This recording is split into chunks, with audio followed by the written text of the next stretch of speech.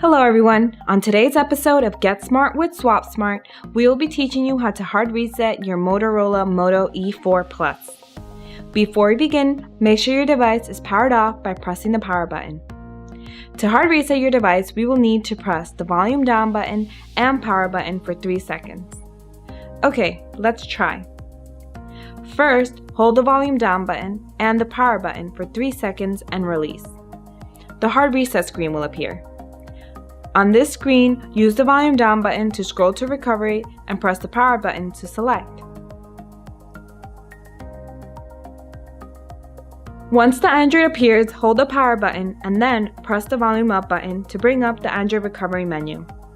Use the volume down button to navigate to wipe data, factory reset, and press the power button to select. Navigate to user data and personalized content by pressing the volume down button and confirm by pressing the power button.